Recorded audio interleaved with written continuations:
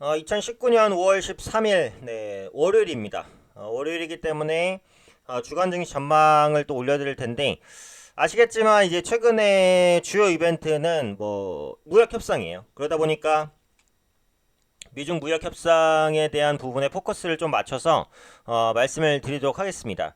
어쨌든 지난주에는 그 시장의 변동성이 굉장히 컸고, 이번 주도 시장의 변동성이 일단 주 초에는 조금 클 것 같아요. 근데 지난주에 대한 결과들이 조금씩 반영되면서 시장은 약간의 안정을 찾아 나가지 않을까. 다만 아시다시피 미중 무역 협상은 일단 결렬이 됐습니다. 그런 만큼 그에 따른 불확실성은 계속해서 남아있기 때문에 시장에 부담을 줄 수 있는 부분들은 이어진다. 뭐 이 정도로 보셔야 될 것 같아요. 우선은 미국 증시부터 보겠습니다. 다우지수도 보면은 이제 그 고점을 찍고 하락한 이후에 이제 밑꼬리를 달면서 양봉이 좀 발생을 했어요. 그래서 미국 시장은 참 강하다는 생각은 들어요. 그래서 고점 대비해서 꺾여도 쉽게 꺾이지는 않는 것 같아요. 여전히 하락 추세기는 하지만 하락할 때 밑꼬리를 달면서 저가 매수가 충분히 들어오는 모습도 계속해서 나옵니다. 그래서 지난주에는 이제 장중에 뉴욕 시장의 변동성이 컸지만 소폭 반등 마감에 성공을 했고요. 무역 협상은 그 결론적으로는 중국에 대한 추가 관세 인상 후 협상 지속으로 확인이 됐습니다. 그래서 이 시나리오는 기존의 가능성이 가장 높았던 시나리오예요. 그러니까 어떻게 보면은 시장에 예상하는 결과 정도가 나왔다. 이 정도로 보시면 될 것 같아요. 다만 일각에서는 그래도 무역 협상이 조금 해결됐으면 좋겠다라는 기대감도 없지 않아 있었기 때문에 사실은 조금 실망 매물이 나왔다라고도 볼 수 있겠는데, 어쨌든 기대치 정도의 그냥 결과였다. 그러니까 기대치라기보다는 예상치 정도의 결과였다라고 보시면 될 것 같아요. 그래서 관세 인상 자체는 우려 요인이었지만 후속 협상에 대한 기대감에 수급이 유입됐다고 보시면 되겠고, 트럼프 대통령은 이제 앞으로의 협상 결과에 따라서 관세가 철폐될 수 있다라는 언급도 했습니다. 근데 이제 한 가지 특징적인 게, 아시겠지만 그 미국이 관세를 발효한 게 5월 10일 0시예요.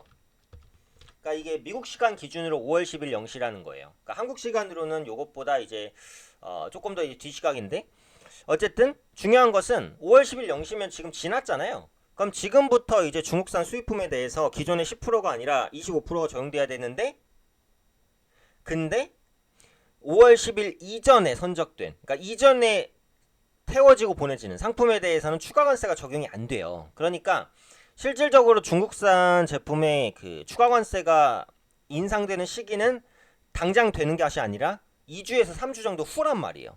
그러니까 그 안에 만약에 협상이 있다라고 한다면 이번 관세는 없던 게 되는 거나 마찬가지예요. 그러니까 그 안에 협상될 수도 있지 않을까라는 시장의 기대감도 어느 정도 있다라는 거예요. 그래서 지금 여기서 체크해야 될 게 두 가지입니다. 첫 번째, 중국의 보복 관세 여부. 중국은 계속해서 그 미국이 관세를 올리면 우리도 관세를 올릴 것이다라고 협박이라기보다는 그냥 경고를 해왔어요.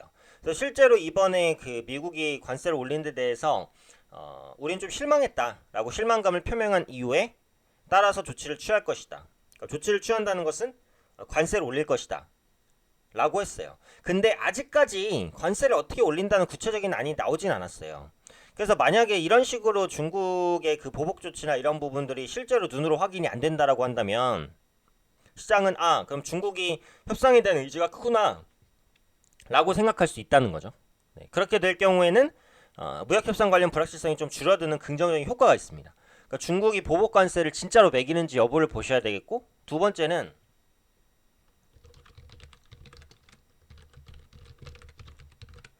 양국이 이제 그 지난주 협상에서는 별다른 성과가 없었는데 앞으로 베이징에서 추가적인 논의를 하겠다라고 그 부분엔 동의를 했어요. 근데 언제 베이징에서 추가 협상을 할 것이다라는 말은 없었단 말이에요. 그래서 이 베이징 후속 협상 일정이 언제 잡히는지 이게 중요합니다. 빨리 잡히는 게 좋겠죠, 당연히. 네.